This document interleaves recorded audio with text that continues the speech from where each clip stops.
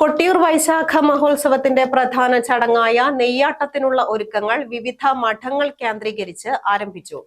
പ്രക്കുഴ മുതൽ 8 ദിവസം വീട്ടിൽ വ്രതം അനുഷ്ഠിച്ച നെയ്യമൃത് സംഘങ്ങൾ ഞായറാഴ്ച വീട്ടിൽ നിന്നിറങ്ങി വിവിധ തറവാടുകളിലെത്തി വേറെ വെപ്പ് ആരംഭിച്ചു.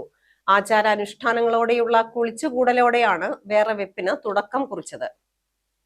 പ്രധാന തറവാടുകളിൽ ഒന്നായ പാതിരിയാട് നെയ്യമൃത് മഠം കേന്ദ്രീകരിച്ച് മഠം കാരണവർ കെ രാധാകൃഷ്ണന്റെ നേതൃത്വത്തിൽ 25-അംഗ സംഘമാണ് വ്രതമെടുത്തു നിൽക്കുന്നത്. 12 ദിവസം തറവാടുകളിൽ താമസിച്ചാണ് വ്രതശുദ്ധിയോടെ കഞ്ഞി ഉണ്ടാക്കി കുടിക്കുക. നാടൻ വിഭവങ്ങളായ ചക്ക, മാങ്ങ, തേങ്ങ, പയർ, ഉഴുന്ന് എന്നിവ ഉപയോഗിച്ചാണ് കഞ്ഞിയും പുഴുക്കും ഉണ്ടാക്കുക.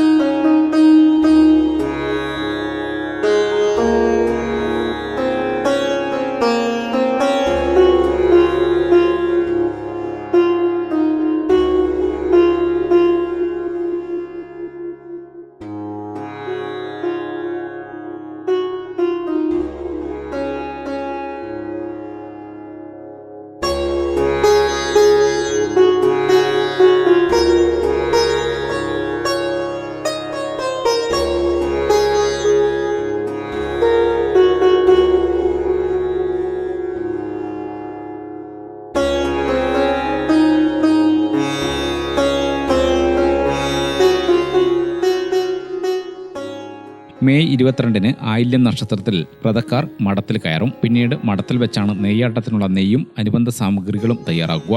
23-ന് മകം നക്ഷത്രത്തിൽ മഠങ്ങളിൽ വെച്ച് കുളിച്ച് ജനക്കും. 26-ന് അത്തം നക്ഷത്രത്തിൽ രാവിലെ സംഘം നെയ്ക്കുടങ്ങളുമായി കൊട്ടിയൂർ ലക്ഷ്യമാക്കി യാത്ര തിരിക്കും. പാതിരിയാട് തൃച്ചംബരം നെയ്യമൃത് മഠത്തിൽ നിന്നും കൊട്ടിയൂരിലേക്ക് നെയ്യ് എഴുന്നള്ളിക്കുന്ന ഒരു 24-അംഗ സംഘമാണ് നമ്മളുടേത്. ഇപ്പോൾ 22 പേരാണ് ഒന്നിച്ചുള്ളത്.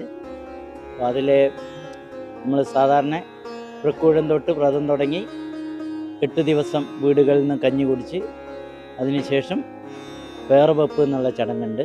അത് 12 ദിവസം വിവിധ തറവാട് വീടുകളിൽ കഞ്ഞി കഴിച്ച് ഇന്ന് ഇവിടെ മേനരയരോത്ത് പ്രഭാകരൻ നമ്പ്യാരുടെ വീട്ടിലാണ് വയനാട് 22-ന് ആയില്യ നക്ഷത്രത്തിൽ മഠത്തിൽ കയറി 23-ാം തീയതി കുളിച്ച് ചനച്ച് അങ്ങനെ പല ചടങ്ങുകളും ഗോപ്യമായിട്ടുള്ള പല ഗൂഢമായ ചടങ്ങുകളും ഉണ്ട്. അതൊക്കെ നടത്തി അതിനുശേഷം 26-ാം തീയതി നെയ്യ് എഴുന്നള്ളിച്ച് കൊട്ടിയൂരിലേക്ക് പുറപ്പെടും. 28-ന് രാത്രിയാണ് കൊട്ടിയൂർ വൈശാഖ മഹോത്സവത്തിലെ പ്രധാന ചടങ്ങായ നെയ്യാട്ടം നടക്കുക. ഗ്രാമിക ന്യൂസ്, കൂത്തുപറമ്പ്.